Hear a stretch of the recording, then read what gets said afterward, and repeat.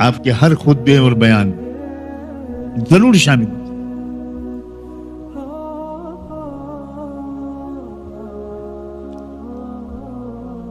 یہ رواج تقریباً ترک ہو گیا. علماء کے بیانات میں ایمان اور تقوی کا پہلو ہوتا ہے اور ضرور ہونا چاہیے اور اس کو غالب رہنا چاہیے، لیکن دوسرا پہلو کمزور ہو گیا. اتنی نظر رکھتے تھے اللہ کے رسول صلی اللہ علیہ وسلم زندگی کے سب پہلوؤں پر کہ اچانک آپ ایک دن بازار میں نکل آئے. ایک صاحب اناج بیچ رہے تھے.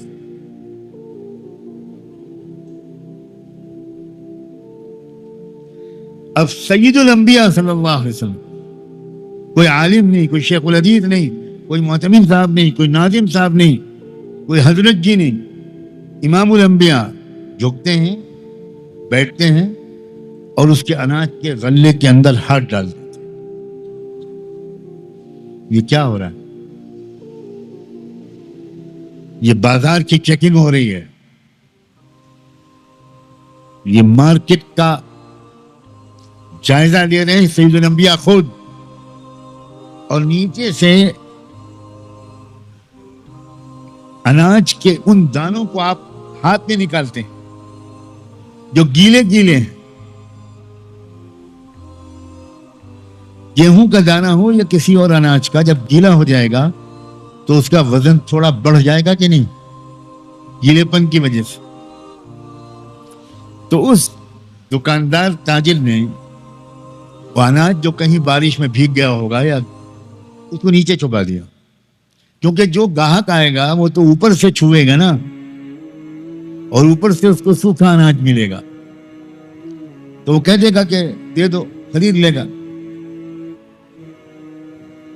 اور آپ نے کے اندر ہاتھ ڈال کر دیکھا اور ایک جملہ ارشاد فرمایا، من غشنا فلیس منا، جو دھوکہ دے گا اس کا ہم سے کوئی تعلق نہیں. یہ جملہ آپ نے مسجد نبوی کے ممبر پر نہیں فرمایا، یہ جملہ آپ نے مدینے کے مارکیٹ میں فرمایا. یہ ہے مقام علماء کا. اتنی گہری نظر، زندگی کے تمام شعبوں پر آپ نظر رکھتے تھے، کیونکہ اسلام صرف نماز نہیں سکھاتا، اسلام ایمانداری بھی سکھاتا. آپ نے فرمایا ان گیلے دانوں کو الگ رکھو اور سوکھے دانوں کو الگ رکھو، اور جو تمہارے پاس گاہک آئے اس کو بتانا کہ یہ دانے تھوڑے گیلے ہیں، اس لیے تھوڑے دانے بڑھا کر وزن کرنا. یہ ہے اسلام اور یہ ہے رہبروں کی ذمہ داری.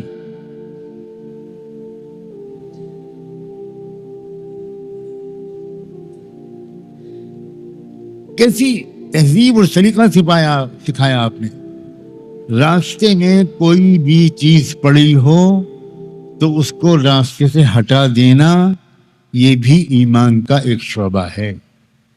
کہاں ایمان اور کہاں راستے میں کوئی کیلے کا چھلکا پڑا ہو، کوئی پتھر پڑا ہو، اس کو کنارے کر دو تاکہ کسی اور کا پیر پھسل نہ جائے، کسی کو چوٹ نہ لگ جائے. یہ ہے اسلام. اسی بنیاد پر، اسی سے روشنی لیتے ہوئے ہمیں دینی زبان میں، مسجدوں میں، جمعے کے بیانوں میں امت کی جامع تربیت کرنی چاہیے. آہستہ آہستہ، پہلے نجی مجلسوں میں ذہن بناؤ کہ زیادہ بروں کے مقابلے میں کم بروں کو چن کر لانا، یہ ہماری ذمہ داری، کیونکہ مقابلہ اچھے اور برے میں نہیں. اچھے تو کچھ دن کے بعد سامنے آئیں گے،